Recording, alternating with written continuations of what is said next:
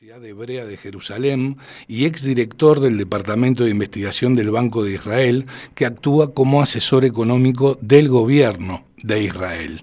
¿Cómo estás, Michel? Silvio Sacomani te saluda. Placer enorme recibirte aquí en la cocina de las noticias. ¿Me recibís bien, Michel? Tenemos un problemita ahí con el contacto telefónico. Se ha interrumpido. A ver ahí. Michel, ¿me recibís bien? Ahora sí. Ahora sí, perfecto. ¿Cómo estás, Michel? Bienvenido. Muchas gracias. Silvio Sacomani te saluda. Hola, ¿qué tal, Silvio? Bien, bien, muy bien. Un placer enorme tenerte con nosotros. Muchísimas gracias por atendernos. Muy amable. Un placer para mí. Bien, en primer término quiero consultarte cuál fue el plan de Shimon Peres para bajar la inflación de Israel drásticamente. Bueno, estamos hablando de los años 80, Exacto. En 1985, que se llegó a una inflación de un 400%, y eso creó una concientización de todos los grupos económicos y la creación de un plan que se llama heterodoxo, que combatió la inflación de todos los ángulos. En primer lugar, un acuerdo entre los trabajadores. Se interrumpió el contacto nuevamente. A ver si ahora podemos retomarlo. A ver, ¿se cortó? ¿Se cortó? Bueno, vamos a intentar nuevamente ponernos en contacto con Michel Strauszinski, insisto, profesor de la Universidad Hebrea de Jerusalén y exdirector del Departamento de Investigación del Banco de Israel, que actúa como asesor económico del gobierno de Israel. Bueno, él nos estaba comentando cómo Shimon Peres en el año 1985 ha llevado adelante un plan muy importante y efectivo para disminuir la inflación allí en Israel, una inflación que en su momento era del 400%, y yo, si mal no tengo el dato, la ha disminuido al 16% en... Tengo el dato de 2 meses, pero bueno, se lo vamos a consultar si es que logramos retomar el contacto telefónico con Michel. Él se encuentra en Israel en estos momentos. Parece ser que lo tenemos en línea ya. A ver si es así. Michel, ¿me recibís bien? Ahora sí, ahora escucho bien también. Bien, perfecto. Me comentabas entonces, a raíz del plan que llevó adelante Shimon Peres para disminuir la inflación en el año 1985. Exactamente, y decía de que el reconocimiento social llegó a medidas, digamos, muy especiales para esa época, como un acuerdo entre los empleadores y los trabajadores, un control de precios que fue temporario, ¿no? Eso, de esa manera no se para la inflación, fue temporario, y quizá una de las medidas más importantes fue una ley que se llama la no impresión, que sigue hasta hoy, y de acuerdo a esta ley, el Banco de Israel no puede otorgar préstamos fáciles al Ministerio de Finanzas, sino que el déficit presupuestario se debe financiar emitiendo bonos, lo cual requiere mucha credibilidad de parte del gobierno. Está claro, está clarísimo. ¿Y cómo ves el plan que ha instrumentado el presidente Milei para disminuir la inflación? Recordemos que el gobierno de Alberto Fernández, Cristina Fernández de Kirchner y Sergio Massa como ministro de Economía, en su momento, en el 2023, dejaron una inflación anual del 211%. Ahora no estoy escuchando. No, ¿ahí me escuchás bien? ¿Ahí me recibís bien, Michel? ¿Qué tema el del contacto telefónico? Eso es un tema técnico. Ahora sí, ahora volvió. Ahí volvió. ¿Dónde me quedé, Michel? ¿Hasta dónde me escuchaste? No, simplemente expliqué y no sé si me escucharon. No, sí, te escuchamos. Sí, te escuchamos a la perfección.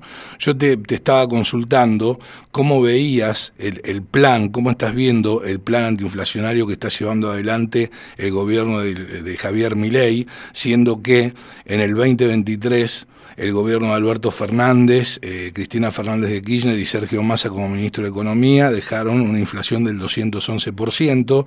El año pasado se disminuyó al 117% y para este año hay una estimación de que la inflación en la Argentina va a ser de un 30-32% aproximadamente.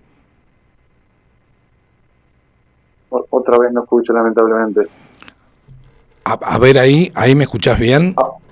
Ahí sí, ahí escucho. Ahí y logré escuchar la descripción de los hechos en Argentina. Bien, yo lo que te quiero consultar básicamente es cómo estás observando. No escucho. No escuchás ahí, ay. Qué tema. No, te estamos complicando la vida. Ay. Ahora un poco escucho. Ahora ahí escuchás un poquito mejor. Sí, entonces comento sobre lo que escuché de los hechos en Argentina. Sí. Al haber una inflación tan alta, hay una especie de disposición general en el público de tratar de cambiar la situación, y la manera en que ha sido enfrentada Argentina como comienzo me parecía muy adecuada, por lo cual hubo ciertos logros. Uh-huh. Según lo que leí, esos logros todavía no se transformaron en una continuación de la baja, de acuerdo al último índice de precios, sí. Pero hay que tener en cuenta de que esto es un proceso que lleva, en el caso de Israel, por ejemplo, llevó varios años. Se puede decir que se llegó a la estabilidad de precios recién en el año 2000, 15 años después. Claro, 15 años. Por lo cual es un proceso lento que hay que estar todo el tiempo llevando medidas que miran también el largo plazo. Esa es la razón por la cual mencionaba la ley de no impresión, que es la medida que se transformó en el largo plazo como fundamental para cambiar las expectativas del público. Eso es lo que me parece que Argentina tiene que considerar en los próximos pasos. Uh-huh. En los pasos que se tomaron hoy es un buen comienzo. Está también siempre el tema de la devaluación de la moneda extranjera, que hay que estar siempre mirándolo. En el caso de Israel, habían puesto una especie de diagonal en la cual la devaluación iba acorde con la inflación. Sí. Pero llevó mucho tiempo hasta que se pudo liberar totalmente la moneda con credibilidad. Eso es algo difícil y que lleva mucho tiempo y requiere un cambio de las expectativas en el público, y eso lleva tiempo. Eso lleva mucho tiempo. Uh-huh. Y esa, digamos, esa credibilidad en la moneda, ¿tiene que ver, por ejemplo, con las reservas que tenés en el Banco Central, con el respaldo de reservas? Teóricamente no necesariamente, porque justamente la ley de la no impresión pone una barrera entre esas reservas y el gobierno. Sí. El gobierno tiene que entender de que si hace un déficit fiscal, tiene que controlarlo, porque si no lo controla y el Banco de Israel le da fondos fáciles, es la manera más fácil que existe para hacer volver la inflación. Uh-huh. O sea que la independencia del Banco Central es un elemento muy importante a largo plazo. A corto plazo se puede vivir en una situación sin independencia total. Por lo que conozco yo el caso argentino, creo que esa es la situación. O sea, quizá en un futuro se pueda llegar a una independencia del Banco Central, pero en la situación de hoy en día todavía no se ha llegado, por lo poco que sé, ¿no? Por lo poco que sé del caso argentino.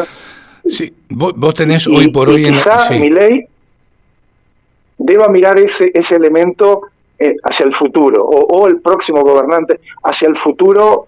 Es importante crearlo, porque eso es lo que crea en el público una credibilidad de que eso es algo permanente. Seguro. Bueno, lo que se ha logrado durante el gobierno de Javier Milei es precisamente tener superávit fiscal, eliminar la emisión monetaria, ¿sí? Y bueno, también la disminución de la inflación. Ahora, con respecto, te quiero consultar con respecto al manejo de lo que tiene que ver con el dólar, ¿sí? Con el mercado cambiario. En la Argentina, vos tenés que el dólar oscila entre bandas. ¿Vos estás alineado con esta política económico-monetaria? ¿O considerás que el dólar debe flotar libremente? sin que existan esas bandas. Como medida temporaria en la época que se enfrenta a la inflación, el tema de las bandas es algo correcto. Es algo correcto porque crea una expectativa en el público que va acorde a las expectativas de inflación. Incluso en el caso de Israel, esas bandas eran en diagonal. Había las bandas que mencionás, pero estaban en diagonal. ¿Qué quiere decir estaban en diagonal?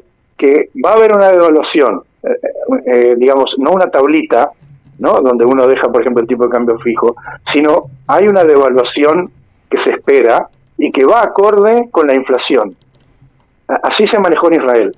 Hasta que cuando se llegó al momento en el cual las expectativas del público se alinearon con la estabilidad de precios, que significa un incremento anual entre el 1 y el 3%, que en esa banda estamos en Israel desde los principios del 2000 hasta hoy en día, y se mantiene hasta hoy en día. Y esa banda se logró, cuando se logró la banda, se tomaron las medidas que acabas de mencionar, por ejemplo, la liberación total del mercado de moneda extranjera, sin ningún tipo de cambio especial, un solo tipo de cambio y completamente libre.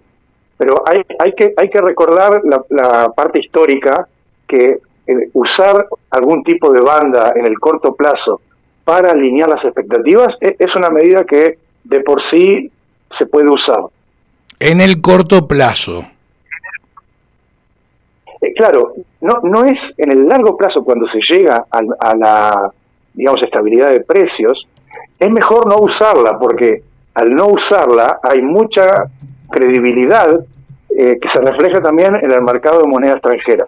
En el caso de Israel, por ejemplo, se llegó a un shekel muy fuerte, estaba muy fuerte, en vez de haber una devaluación como estamos generalmente acostumbrados en las épocas de inflación. Al revés, el shekel estaba muy fuerte y eso perjudica a los exportadores, por lo cual el Banco de Israel en determinadas épocas intervino en el mercado de moneda extranjera comprándola en forma directa. O sea que nunca es totalmente libre, ¿no? O sea, siempre hay una sombra con una posible intervención del Banco Central, fundamentalmente cuando hay un problema muy grande de que los exportadores se perjudican. Desde el punto de vista de la inflación, cuando el shekel está fuerte, quiere decir de que los productos importados son más baratos, y eso es muy bueno para reducir la inflación.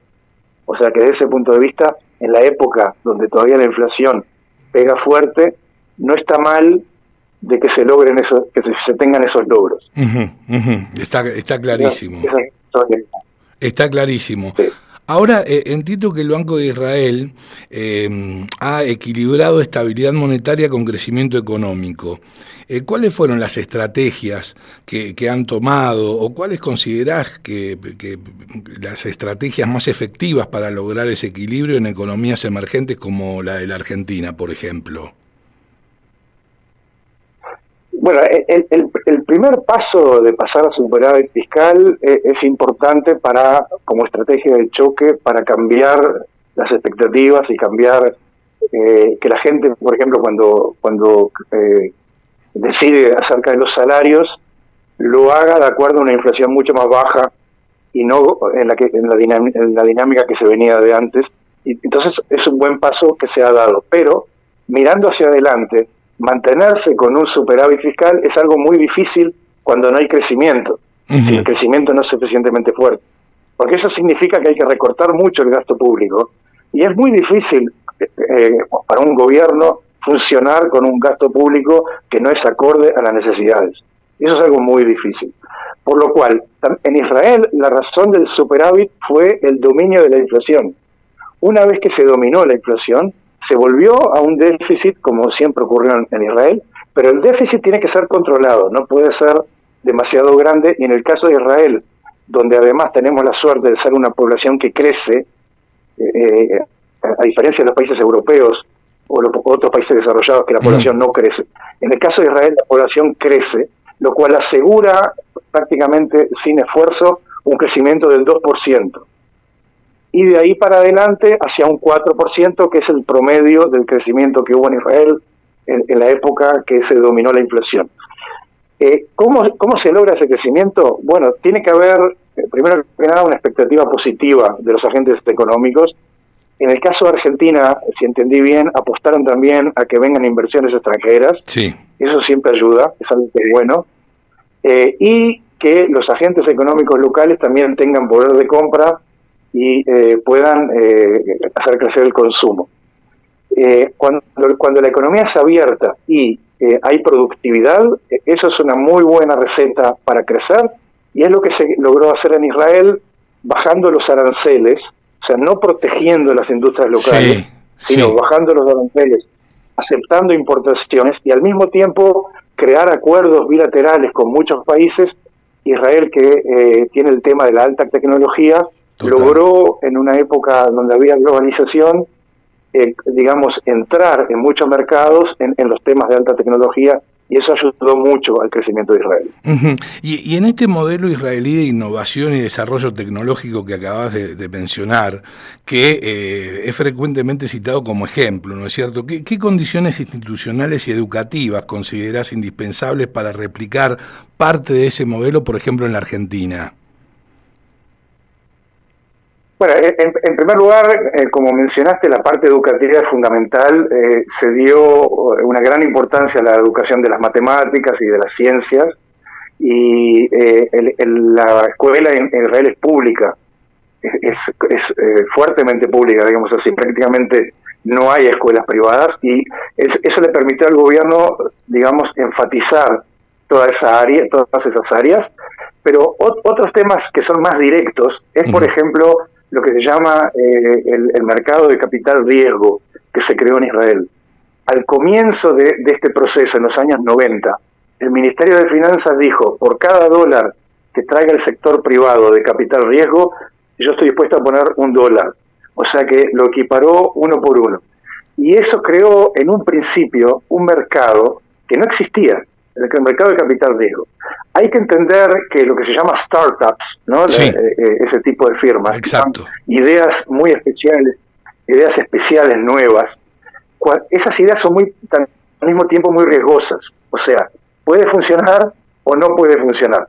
Todos nos enteramos de los grandes éxitos y no nos enteramos de los grandes fracasos. Entonces, el capital que se da a esas empresas tiene mucho riesgo. Puede, al fin y al cabo, no funcionar.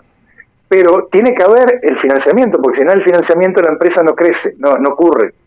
Y eso se logró en Israel al principio con intervención gubernamental, y una vez que se creó, el gobierno salió, no siguió subsidiando para que el dinamismo venga del sector privado. Una muy buena parte del financiamiento del capital riesgo en Israel viene del exterior, no es capital israelí, es capital más que nada de Estados Unidos. Ajá, de Estados Unidos.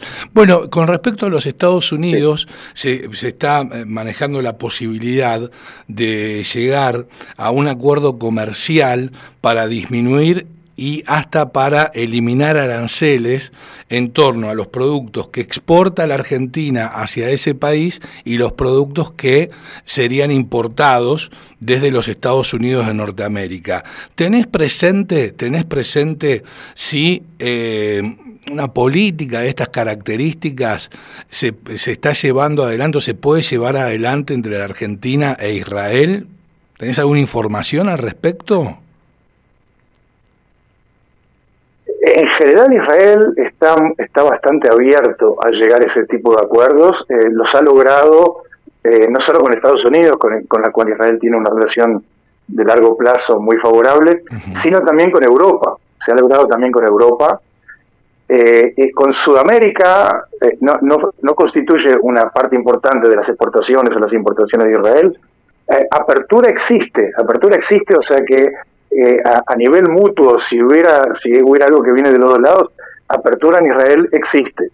En el caso de Argentina, hacerlo con Estados Unidos en la época de hoy en día, en la cual Trump habla de aranceles, sí, habla de lo contrario, ¿no? El proteccionismo. En todo el mundo. Exactamente, él habla exactamente lo contrario. Él quiere poner aranceles y quiere que el superávit vaya hacia el lado de Estados Unidos y no hacia el lado de los otros países. Si Argentina logra algún tipo de acuerdo de ese tipo, me parece algo muy importante, algo que puede funcionar muchísimo. En el caso de Israel, esos acuerdos que se lograron, digamos, apoyaron ese proceso de diversificación de las exportaciones. Me permito mencionar la composición de las exportaciones de Israel, que es 1/3 a Estados Unidos y Canadá, 1/3 a Europa y 1/3 a los mercados emergentes. ¿No? Argentina quizás se encuentre dentro de ese grupo. O sea que logramos hacer una diversificación muy importante, que también es fundamental desde el punto de vista de si hay crisis en alguna zona, entonces estamos menos expuestos a una crisis en un lugar particular. O sea que sí, estoy totalmente apoyo una política de apertura, una política de lograr acuerdos de baja de aranceles. Eso al mismo tiempo significa que los argentinos van a poder importar barato. Claro, y estamos hablando de un modelo que es totalmente contrario a lo que está haciendo Trump, pero yo soy crítico a lo que está haciendo Trump, no solo yo, casi todos los economistas somos críticos a lo que está haciendo Trump. Comparto. Claro, en el sentido de que el libre comercio es lo que en el caso de Israel permitió afirmar las ventajas comparativas. En nuestro caso, el tema de la alta tecnología. La última, Michel, ¿cuál es la carga impositiva que hoy por hoy está manejando Israel? Bueno, el tema de los impuestos, hoy en día los impuestos en Israel están, digamos, alrededor de un 35% del producto, pero lo más importante es de que en un principio no se bajaron los impuestos después de que se logró la estabilización de la inflación. Se demoró como 5 años sin bajar impuestos para crear una situación sólida del déficit fiscal, porque al final uno necesita ingresos para solucionar el déficit fiscal. No se puede vivir solo con recortes, eso a largo plazo no funciona. Recortar todo el tiempo y no dar los servicios, al final crea un descontento en el gobierno y por lo tanto no funciona. Entonces hay que mantener los impuestos relativamente altos al principio, y una vez que se controla la inflación y se crea la solidez del gasto del déficit público, se puede bajar impuestos. En Israel eso llevó 5 años. En los 90 fue la primera baja de impuestos, y después 10 años más no se bajó impuestos, y al principio de los 2000, en el 2003, 2004, hubo otra baja de impuestos. O sea que las bajas de impuestos hay que saber usarlas, porque si uno se apura demasiado, puede desfondar. Fue lo que pasó en Israel. En Israel hubo un gran error. La baja de impuestos del 2004 terminó con una gran protesta del público, que vio cómo el gobierno se desfondaba, no tenía fondos, y hizo hacer vuelta a la historia con una suba de impuestos posterior que siguió hasta hoy en día. Bien, excelente. Michel, interesantísimo escucharte, como siempre. Hacía mucho tiempo que no dialogábamos aquí en la Cocina de las Noticias. Tuve el placer de conocerte personalmente y te agradezco muchísimo este contacto telefónico. Es un placer para mí, Silvio, un placer para mí. Un fuerte abrazo y muchísimas gracias de nuevo. Adiós, hasta luego. Un abrazo grande. Bueno, lo escuchabas al gran Michel Strauszinski, profesor de la Universidad Hebrea de Jerusalén y exdirector del Departamento de Investigación del Banco de Israel.